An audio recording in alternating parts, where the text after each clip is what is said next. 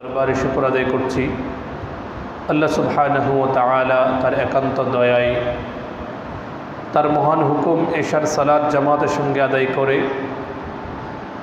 মানব জাতির মুক্তির ঠিকানা পবিত্র কোরআনুল কারীমের বরকতময় এই তাফসীর মজলিসে বসার তৌফিক দিয়েছেন।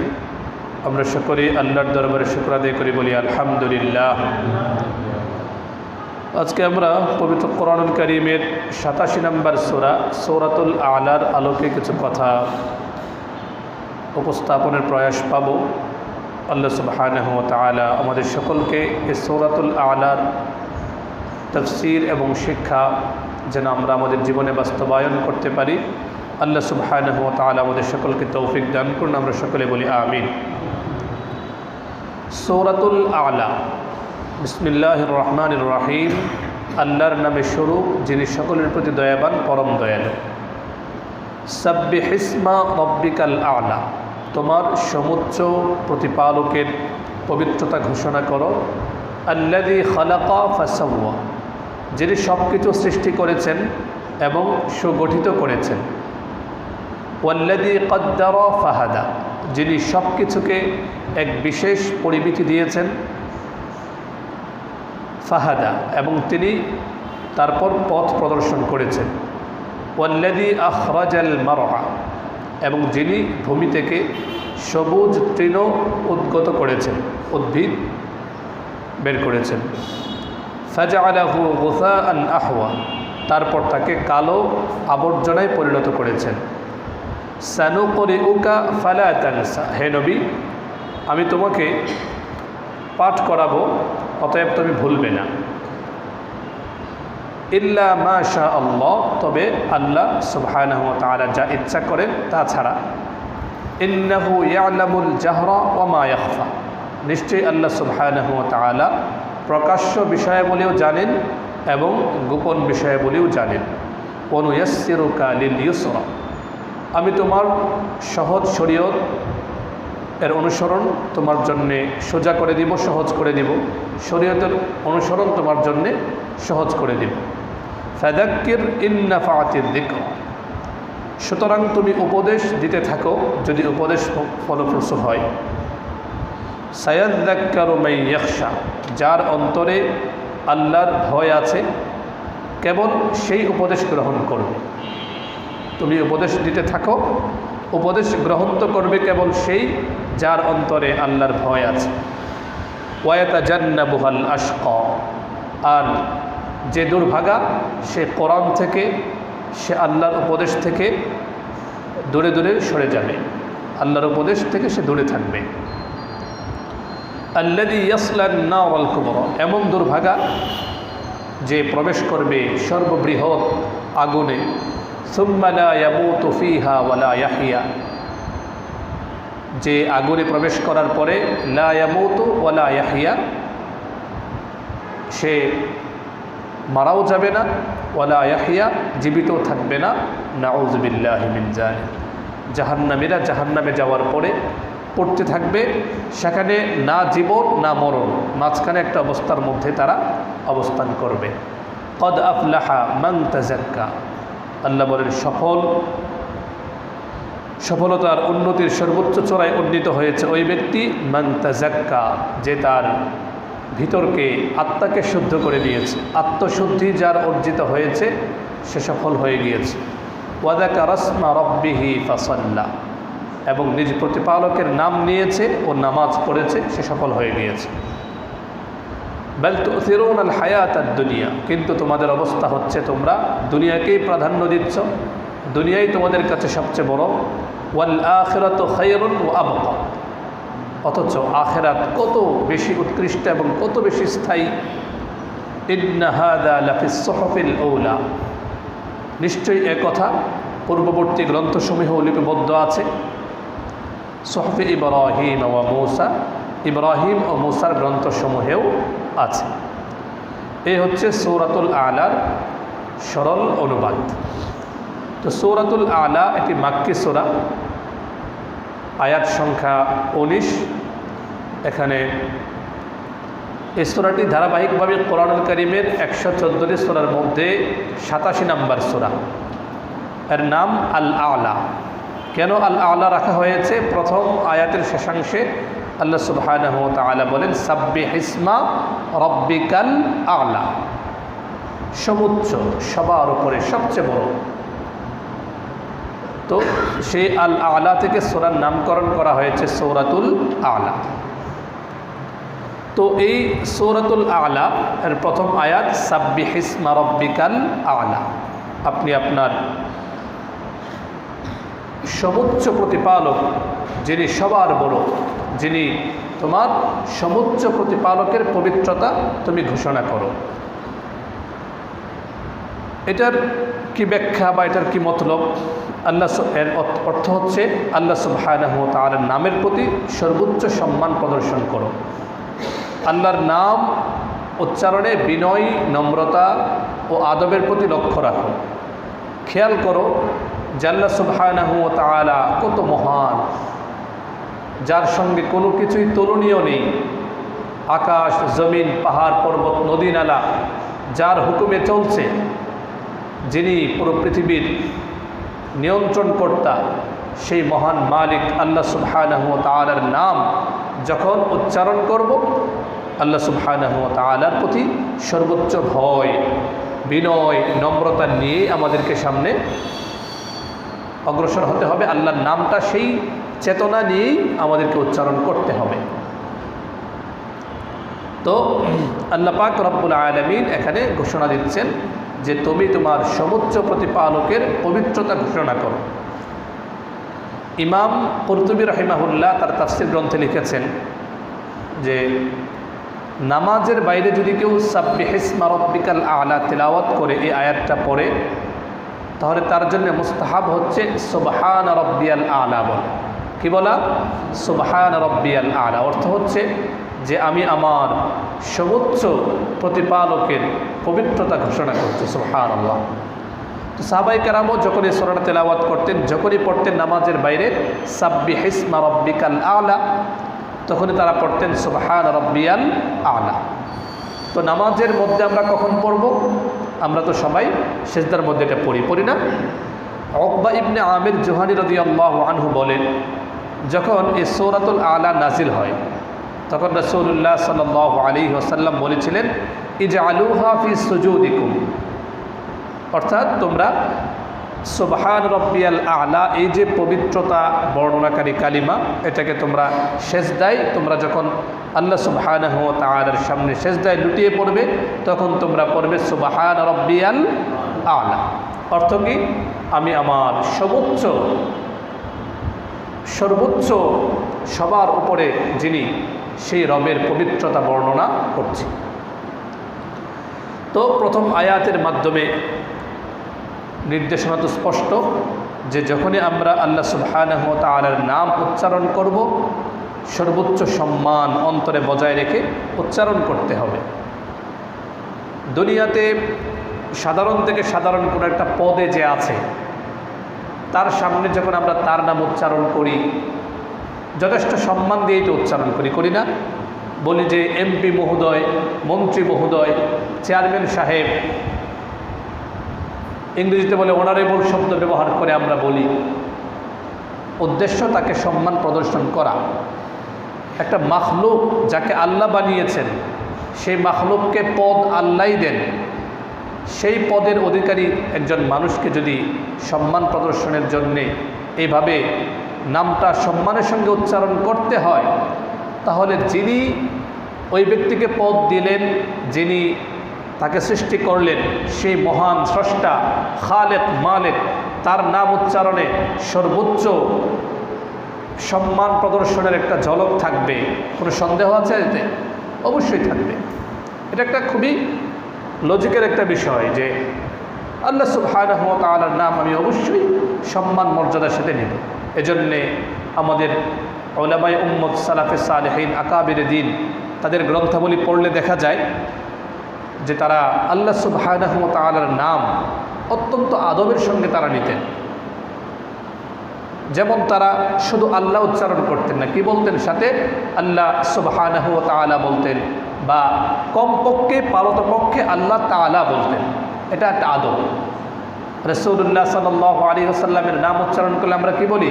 সাল্লাল্লাহু আলাইহি ওয়াসাল্লাম। এটা একটা আদব। সাহাবায়ে কেরামের নাম উচ্চারণ করলে আমরা কি বলি? রাদিয়াল্লাহু আনহু। কোনো আলেম, পূর্বসূরি বুজুর্গ আলেমের নাম উচ্চারণ করলে আমরা বলি রাহমাতুল্লাহি আলাইহি বা রাহিমাহুল্লাহ। এটা কেন? একটা আদব।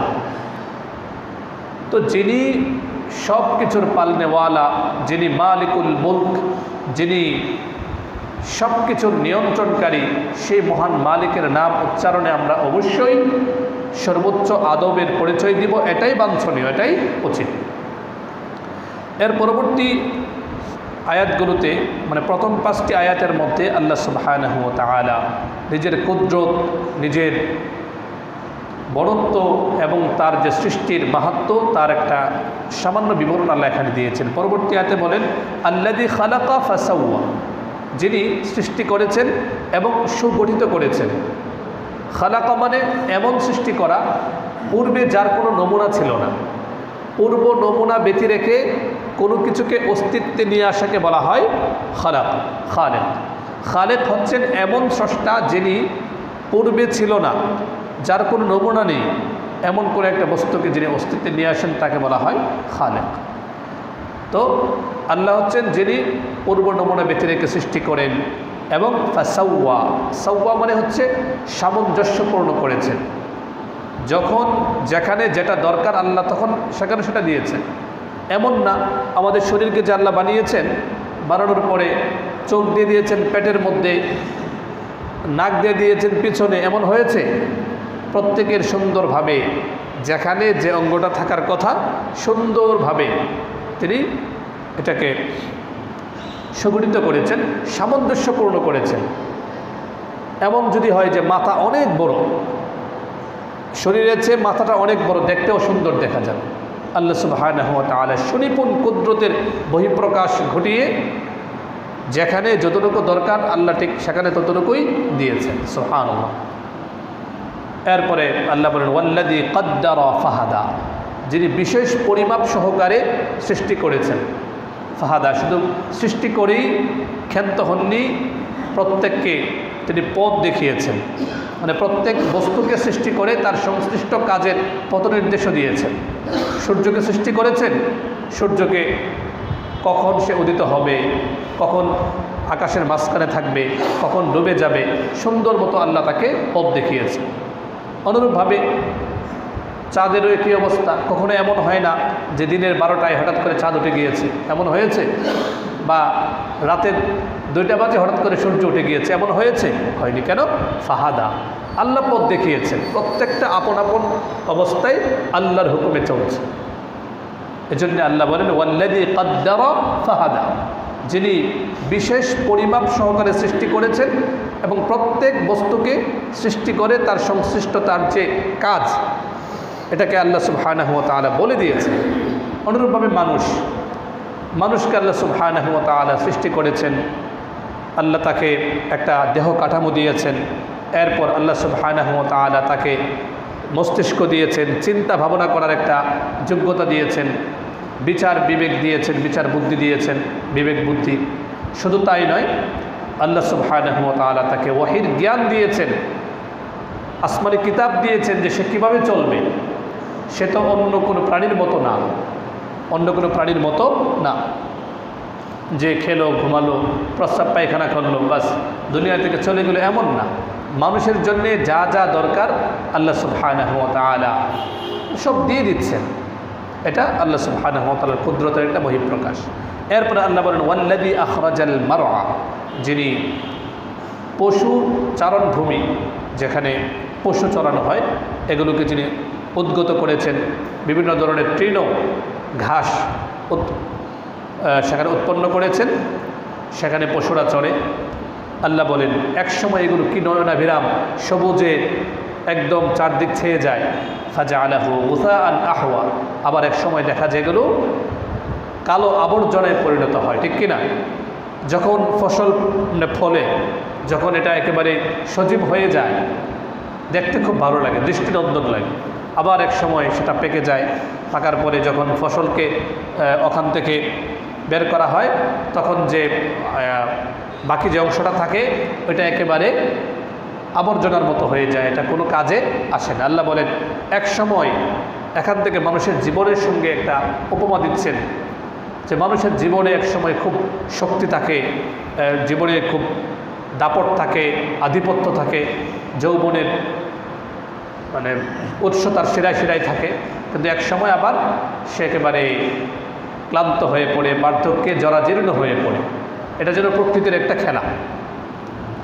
আল্লাহ সুবহানাহু ওয়া তাআলা এই 5টা নির্দেশনা, তার কুদরতের বিষয়ে নির্দেশনা দেওয়ার পরে আল্লাহ বলেন সানুকরিউকা ফালা তানসা। এখান থেকে আল্লাহ সুবহানাহু ওয়া তাআলা রাসূলুল্লাহ সাল্লাল্লাহু আলাইহি ওয়াসাল্লামের নবুয়ত বিষয়ে কিছু কর্তব্য সম্পর্কে কয়েকটি জরুরি নির্দেশ দিয়েছেন।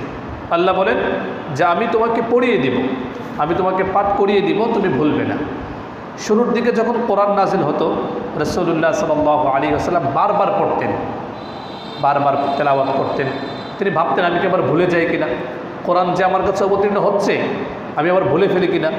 সেজন্যে তিনি বারবার পড়তেন। ওই সূরাতুল কিয়ামায় এসেছে আল্লাহ তাআলা বলেন লা তুহাররিক বিহি লিসানাকা লিতা'জালা বিহি, তুমি বারবার তোমার জিহ্বাকে নাড়াবে না, বারবার তুমি কষ্ট করবে না, কারণ সানুকরিউকা ফালা তানসা, আমি আল্লাহ তোমাকে পাঠ করিয়ে দিব, তুমি এটা নিয়ে তুমি পেরেশান হবে না। আমি আল্লাহ সুবহানাহু ওয়া তাআলা তোমার অন্তরে বদ্ধমূল করে দিব, কোরআন তোমার অন্তরে জায়গা করে নেবে, তুমি অন্তর থেকে তুমি কোরআনকে তেলাওয়াত করতে পারবে। সুবহানাল্লাহ, আল্লাহর কুদরতের একটা বহিঃপ্রকাশ। যে মানুষটি জীবনে কোনোদিন কোনো পাঠশালায় গেলেন না, কারো কাছে শিক্ষা গ্রহণ করলেন না, যিনি কোনো শিক্ষকের কাছে পড়াশোনা করেননি, তিনি হয়ে গেলেন পুরো মানবজাতির শিক্ষক। তার জবান দিয়ে আল্লাহ সুবহানাহু ওয়া তাআলা তার কুদরতের বহিঃপ্রকাশ হিসেবে এমন কালাম তিনি জারি করে দিলেন, মানবতার ইতিহাসে 1450 বছর ধরে যে কালামের সমকক্ষ কোনো কালাম কেউ পৃথিবীতে আনতে পারেনি আর পারবেও না। আল্লাহর কুদরতের বহিঃপ্রকাশ। আল্লাহ বলেন আমি তোমাকে পড়িয়ে দিব, তুমি ভুলবে না, তবে আল্লাহ যতটুকু চান। এর দ্বারাতে কোরআনে কারীমের কিছু আয়াত এমন আছে যেগুলোকে মানসুখ বলা হয়। আল্লাহ সুবহানাহু ওয়া তাআলা শুরুর দিকে কখনো কোনো বিধান দেওয়ার জন্যে আয়াত নাজিল করতেন, পরবর্তীতে আবার সেই বিধানটাকে আল্লাহ উঠিয়ে নিতেন মানুষের কল্যাণার্থে। আল্লাহ বলেন যেটা আমি উঠিয়ে নিব বা যেটা ভুলিয়ে দিব সেটা ভিন্ন, এছাড়া যতটুকু দরকার কোরআনুল কারীমের যা যা প্রয়োজনীয় আমি আল্লাহ সুবহানাহু ওয়া তাআলা তোমাকে আমি সেটা পড়িয়ে দিব, তোমার পেরেশান হওয়ার প্রয়োজন নেই। আল্লাহ বলেন ইন্নাহু ইয়ালামুল জাহরা ওয়া মা ইয়াখফা, প্রকাশ্যে যা হচ্ছে সেটাও আল্লাহ জানেন, অপ্রকাশ্যে গোপনে যা হচ্ছে সেটাও আল্লাহ জানেন। এরপর আল্লাহ বলেন ওয়ানুয়াসসিরুকা লিল ইউসরা, আমি তোমার জন্যে সহজ শরীয়তকে সোজা করে দিব। মানে এর ব্যাখ্যা হচ্ছে তুমি শরীয়তের উপর চলা তোমার জন্য সহজ হয়ে যাবে। তুমি যখন মানসিকভাবে প্রস্তুতি নিয়েছ তো আল্লাহ সুবহানাহু ওয়া তাআলা তোমাকে এরূপ করে দিবেন যে শরীয়ত তোমার মজ্জা এবং স্বভাবে পরিণত হবে। শরীয়তের আলোকেই আমি তোমার মানসিকতাটাকে গড়ে দিব। সুবহানাল্লাহ। দেখুন আমাদের মানসিকতা যদি ওরকম তৈরি না হয়, শরীয়তের আলোকে যদি আমরা আমাদের মেজাজকে গড়তে না পারি, তাহলে শরীয়তের বিধিবিধান আমাদের জন্য অনেক কষ্টের কারণ হয়ে যাবে, অনেক কষ্টের কারণ। পক্ষান্তরে আমার মেজাজটা যখন এমন হবে যে না আল্লাহর হুকুম আমাকে মানতে হবে, আল্লাহ বলেছেন বাস আমাকে মানতে হবে, আল্লাহর হুকুমটাই সবার উপরে থাকবে, এই মানসিকতা যখন আমাদের মধ্যে কাজ করে তখন সমাজে পরিবারে সর্বত্র শরীয়ত মানা সহজ হয়ে যায়। পক্ষান্তরে যখন আমাদের এটা স্বভাবে পরিণত না হয়, শরীয়ত যখন আমাদের জন্য সহজ না হয়, তখন দেখবেন অনেকেই সামান্য থেকে সামান্য কারণে ইসলামের বিধান ছেড়ে দিচ্ছে। কোথাও পর্দার বিধান নেই, কেউ সুদ ঘুষের সঙ্গে জড়িত হয়ে যাচ্ছে, কেউ দুর্নীতির সঙ্গে জড়িত হয়ে যাচ্ছে। কেন? শরীয়তটা তার মেজাজে পরিণত হয়নি, তার মধ্যে এই বুঝটা তৈরি হয়নি যে আল্লাহর হুকুমই সবার উপরে, আল্লাহর হুকুমকেই মানতে হবে, এই মানসিকতা তার মধ্যে তৈরি হয়নি। আল্লাহ সুবহানাহু ওয়া তাআলা বলেন যে আমি ইয়া রাসূলুল্লাহ আপনার জন্যে শরীয়তটাকে এমন করে দিব যে শরীয়ত আপনার জন্য সহজ হয়ে যাবে। সুবহানাল্লাহ। এরপর আল্লাহ সুবহানাহু ওয়া তাআলা বলেন ফাযাক্কির ইন নাফাআতিয যিকরা, উপদেশ দান ফলপ্রসূ হলে একথা নিশ্চিত যে উপদেশ আপনি দিতে থাকুন। এর অর্থ এই না যে ফলপ্রসূ না হলে আপনি উপদেশ দিবেন না, বিষয়টা এমন না। মানে হচ্ছে উপদেশ দিলে ফলপ্রসূ হবে সেটা নিশ্চিত, অতএব আপনি কী করুন, উপদেশ দিতে থাকুন। অনেক সময় আমরা বলি না যে যদি তুমি বাপের বেটা হয়ে থাকো তাহলে এটা করো, মানে উদ্দেশ্য কি, এই কাজটা করা উচিত।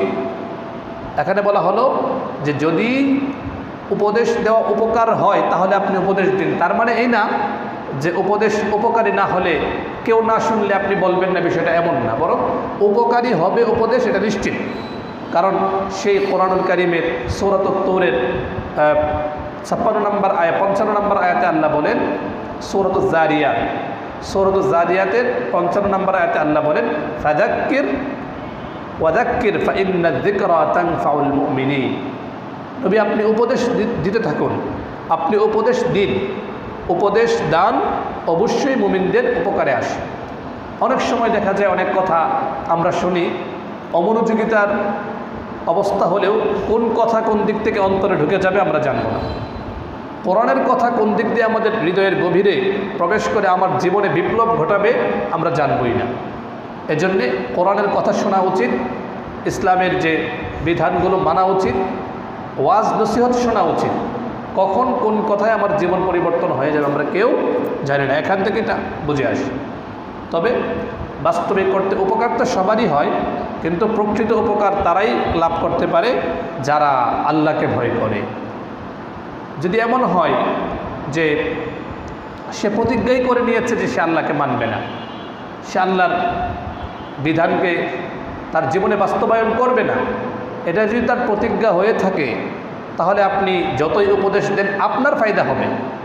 উপদেশ যখন আপনি দিবেন আপনি সওয়াব পাবেন কিনা? একটা মানুষকে যখন আপনি বারবার নামাজের কথা বলবেন, সে নামাজ পড়ুক আর না পড়ুক আপনি সওয়াব পেয়ে যাবেন। সুবহানাল্লাহ। এখানে বলা হচ্ছে যে উপদেশ তো উপকারী অবশ্যই, কিন্তু যথার্থ উপকার তারাই গ্রহণ করতে পারে। যেমন কোরআন হুদাল লিন্নাস, গাইড, এটা পুরা মানব জাতির জন্য গাইডলাইন, কিন্তু কোরআন তো সবার জন্য পথ প্রদর্শক। কিন্তু বাস্তবিক করতে কোরআন থেকে উপকৃত হয় কারা? হুদাল লিল মুত্তাকিন, যারা মুত্তাকি, আল্লাহকে ভয় পায়, যারা কোরআনটাকে নিয়ে ভাবে, গবেষণা করে, কোরআনকে যারা মানতে চায় তারাই উপকৃত হয়। এজন্য এক জায়গায় বলা হয়েছে যে পুরো মানব জাতির জন্য কোরআন পথ প্রদর্শক, আবার অন্যত্র বলা হয়েছে মুত্তাকিদের জন্য কোরআন পথ প্রদর্শক। মানে উপকার তো কোরআন সকলকেই করে, তো কোরআন যে উপকার করেছে, পথ প্রদর্শন করেছে, এর বহিঃপ্রকাশ হবে ওই ব্যক্তি মুমিন হয়ে মুত্তাকি হবে। সুবহানাল্লাহ। আর প্রকৃত উপকারটা সে লাভ করবে কখন? যখন সে মুত্তাকি হয়ে আল্লাহর ভয়কে অন্তরে জাগরুক রাখবে, তখনই সে যথার্থভাবে উপকৃত হবে। এখানে বলা হচ্ছে যে উপদেশ তো সবার জন্য উপকারী, কিন্তু উপকার পুরোপুরি কার্যকর হবে কখন? যখন সে আল্লাহকে ভয় করবে। এরপর আল্লাহ বলেন ওয়ায়াতাজান্নাবুহাল আশকা, তবে যারা দুর্ভাগা, এরা কোরআনের কথা শুনবে না, এরা হাদিসের কথা শুনবে না, ইসলামের কথা এদের শরীরে বিষের মতো লাগবে। আপনি তাকে কোরআনের কথা শোনাবেন, ইসলামের কথা বলবেন, আর রাখো মেয়ে খালি কোরআন কোরআন, বারবার ইসলামের কথা বলো, নাউজুবিল্লাহ, এ জাতীয় কুফরি কথা বলে ফেলবে। এগুলো কিন্তু কুফরি কথা। কেউ যদি কোরআন সুন্নাহর ব্যাপারে এ জাতীয় তুচ্ছ তাচ্ছিল্যের কোনো কথা বলে তার ঈমান চলে যাবে। নাউজুবিল্লাহ। এমন না যে শুধুমাত্র গিয়ে মূর্তির সামনে হাত জোর করলেই বা মূর্তির কাছে চাইলেই সে মুশরিক হবে, বিষয়টা এমন না। যদি কেউ ইসলামের কোনো বিধিবিধান নিয়ে, ইসলামকে নিয়ে কোনো তুচ্ছ তাচ্ছিল্য করে, তার ঈমান চলে যাবে। ঈমান কোনো এমন বিষয় না যে সুপারগুলোতে লাগানো, যে একবার ঈমান এনেছে আর কখনো যায় না, এমন না। কত মানুষ তো আছে এমন যে তার ঈমান কোন দিক দিয়ে যাচ্ছে আসছে সে কিছুই জানে না। যেখানে বলা হচ্ছে ওয়ায়াতাজান্নাবুহাল আশকা, যে দুর্ভাগা সেই কেবল কোরআন থেকে, সেই কেবল উপদেশ থেকে দূরে সরে যাবে। যে আল্লাযী ইয়াসলান নারাল কুবরা, যে বৃহৎ আগুনে প্রবেশ করবে, নাউযুবিল্লাহ, যে জাহান্নামের আগুনে, লা ইয়ামুতু ফীহা ওয়ালা ইয়াহইয়া, সে বাঁচবেও না মরবেও না, মাঝামাঝি অবস্থায় থাকবে। কদ আফলাহা মান তাযাক্কা, আল্লাহ বলেন সফল হতে চাও, সাকসেসফুল হতে চাইলে অন্তরকে পরিশুদ্ধ করতে হবে। দুনিয়ার অনেক কিছু পাওয়ার পরেও যদি আমি আমার অন্তরকে পরিশুদ্ধ করতে না পারি, আমার অন্তর থেকে হিংসা, বিদ্বেষ, অহংকার, গুনাহের প্রতি ঝোঁক এগুলো যদি দূর করতে না পারি,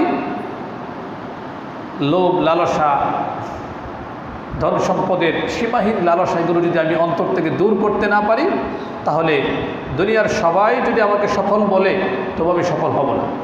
কারণ কোরআন জানাতে সফল হচ্ছে ওই ব্যক্তি যে তার অন্তরকে পাক পবিত্র করে নিয়েছে, যে তার অন্তর থেকে গায়রুল্লাহকে বের করে আল্লাহর ভালোবাসাকে অন্তরে জায়গা করে অন্তর থেকে অন্তরে যত রোগ আছে সেগুলো দূর করে নিয়েছে, সে সফল হয়ে গিয়েছে। আর কে সফল হয়েছে? ওয়াযাকারা ইসমা রাব্বিহি ফাসাল্লা, যে তার প্রতিপালকের জিকির করে, নাম উচ্চারণ করে, নামাজ আদায় করে, সে সফল। এরপর আল্লাহ সুবহানাহু ওয়া তাআলা মানুষের একটা বাস্তব চিত্র, দুঃখজনক চিত্র তিনি আঁকছেন। আল্লাহ বলেন, বাল তুথিরুনাল হায়াতাদ দুনিয়া, এত উপদেশ দেওয়ার পরেও তোমাদের অবস্থা হচ্ছে এমন, তোমরা দুনিয়াকেই প্রাধান্য দিচ্ছ, দুনিয়াটাকেই সবচেয়ে বড় মনে করছো। এটার বহিঃপ্রকাশ হচ্ছে একদিকে আমার হুকুম, আরেকদিকে শয়তানের নির্দেশনা। তো তোমরা আমার হুকুমকে পিছনে ফেলে শয়তানের কথা মেনে নিচ্ছে, এটাই হচ্ছে দুনিয়াকে প্রাধান্য দেওয়া। কিন্তু ওয়াল আখিরাতু খায়রুন ওয়া আবকা, আখিরাত কত উৎকৃষ্ট, কত চিরস্থায়ী। অথচ দুনিয়ার জীবন 60, 70, 80 বছর, এরপর তো চলেই যেতে হবে। অস্থায়ী জীবন আর চিরস্থায়ী জীবন হচ্ছে আখিরাত। সেটাকে বাদ দিয়ে তোমরা দুনিয়ার জীবনের পিছনে ছুটছ। অথচ বুদ্ধিমত্তার পরিচয় ছিল যে ক্ষণস্থায়ী জীবনের জন্য চিরস্থায়ী জীবনকে নষ্ট না করা। একজন প্রবাসে গেল, সেখানে সে 3 বছর অবস্থান করবে বা 5 বছর সে চাকরি করবে। তো যদি সে বুদ্ধিমান হয়, সে বলবে যে আমি কঠোর পরিশ্রম করি, মেহনত করি, আমার 5টা বছর যেন আমি ভালো উপার্জন করতে পারি, এরপর আমি আমার বাড়িতে গিয়ে সেটা ভোগ করব। এখন যদি সেই 5 বছরের সময়টাকেই সে মূল সময় মনে করে সেখানে খাচ্ছে, যাচ্ছে, ঘুমাচ্ছে, যা উপার্জন করে এর চেয়ে আর বেশি করে খাচ্ছে, ভোগবিলাসে উড়িয়ে দিচ্ছে, এরপরে সে যখন দেশে আসবে তখন তো তার কিছু করার ক্ষমতা থাকবে না। অনুরূপ দুনিয়া, ওখানে তো তবু এতটুকু বোঝা যায় যে সে 5 বছর থাকতে পারবে, কিন্তু দুনিয়ার জিন্দিগি তো আরও অনিশ্চিত, কখন সে চলে যাবে সে নিজেও জানে না। তো এই সামান্য কয়েকদিন জিন্দিগির জন্য যদি আমরা সে আখিরাতকে একেবারে ভুলে যাই, এর চেয়ে নির্বুদ্ধিতা আর কী হতে পারে? আল্লাহ বলেন, ওয়াল আখিরাতু খায়রুন, আখিরাতটাই হচ্ছে সবচেয়ে উৎকৃষ্ট, আবকা এবং চিরস্থায়ী। এই যে কথাগুলো, আখিরাতকে প্রাধান্য দেওয়া, দুনিয়াকে দূরে সরানো, এগুলো ইন্না হাযা লাফিস সুহুফিল উলা, পূর্বে যত গ্রন্থ, যত সাহিফা অবতীর্ণ হয়েছে সেখানেও এই কথাগুলোই ছিল। সুহুফি ইব্রাহিম ওয়া মূসা, ইব্রাহিম এবং মূসার গ্রন্থাবলিতেও এই কথাগুলো ছিল। প্রত্যেক যুগে যুগে আম্বিয়া কেরাম মানুষকে আখিরাতমুখী জীবন যাপনের নির্দেশনা দিয়েছেন। দুনিয়ার মোহে পড়ে আল্লাহকে যেন মানুষ ভুলে না যায়, আখিরাতকে যেন ভুলে না যায়, এই কথাগুলো আম্বিয়া কেরাম বারবার স্মরণ করিয়ে দিয়েছেন। কিন্তু শয়তানের ধোঁকায় আমরা বারবার ভুলে যাই। এজন্যই কোরআনের কথা শুনতে হয়, কোরআনের নির্দেশনা মানলে আখিরাতমুখী চিন্তা আমাদের তৈরি হবে। তো যাক, এই সূরাতুল আলা থেকে অনেক শিক্ষা রয়েছে। প্রথম শিক্ষাটা তো পরিষ্কার যে আমাদেরকে আল্লাহর পবিত্র নামের তাসবিহ পাঠ করতে হবে, অধিক পরিমাণে আমাদেরকে পড়তে হবে সুবহানাল্লাহ ওয়ালহামদুলিল্লাহ ওয়া লা ইলাহা ইল্লাল্লাহু ওয়াল্লাহু আকবার। অধিক পরিমাণে তাসবিহ পাঠ করতে হবে। কত সহজ, আমরা চাইলে হাঁটতে, চলতে, ফিরতে তাসবিহ পড়তে পারি না? আল্লাহর যে জবানটাকে আমরা একের পর এক আল্লাহর নামে উচ্চারণ করাই। দ্বিতীয় শিক্ষা, যে আল্লাহ সুবহানাহু ওয়া তাআলার কুদরতের যে বিস্ময়কর চিত্র, এগুলো নিয়ে একটু চিন্তা ভাবনা করা, অনর্থক কথাবার্তা না বলে বা অনর্থক সময় নষ্ট না করে আল্লাহর কুদরত নিয়ে ভাবার চেষ্টা করা, তাহলে আমাদের মধ্যে ঈমান সুদৃঢ় হবে। তৃতীয়, ওই যে ওয়ায়াসসিরুকা লিল ইউসরা, শরীয়তের উপর চলা যে আল্লাহ সহজ করে দিয়েছেন, তো দিনের উপর চলা, শরীয়তের উপর চলা যেন সহজ হয়, সেজন্য আল্লাহর কাছে দোয়া করতে হবে যে আল্লাহ আল্লাহুম্মা ইয়াসসির লি আমরি রব্বি ইশরাহ লি সাদরি ওয়া ইয়াসসির লি আমরি, যে আল্লাহ আপনি আমার কাজগুলো সহজ করে দেন, আমি যেন নামাজ, তেলাওয়াত, জিকির, আজকার, মোট কথা শরীয়তের উপর চলা আমার জন্য যেন সহজ হয়ে যায়। তাহলে শরীয়তের উপর চলে আমি মজা পাবো, নামাজ পড়ে আমি মজা পাবো, অন্যথায় এই নামাজ, রোজা এগুলো আমার জন্য কষ্টের কারণ হবে। চতুর্থ শিক্ষা, আত্মাকে পরিশুদ্ধ করার ব্যাপারে, অন্তরকে পাক পবিত্র করার ব্যাপারে খুব যত্নশীল হওয়া। চেষ্টা করা যে আল্লাহওয়ালা আলেম যারা পীর মাশায়েখ হাক্কানি রব্বানি মাশায়েখ পীরদের কাছে গিয়ে অন্তরকে পাক পবিত্র করার চেষ্টা করা। নিজে নিজে অন্তর পবিত্র হবে না। সাহাবাই কেরাম রাসূলুল্লাহ সাল্লাল্লাহু আলাইহি ওয়াসাল্লামের কাছে তার সান্নিধ্যে থেকে তারা তাদের অন্তরকে পাক পবিত্র করার চেষ্টা করেছেন।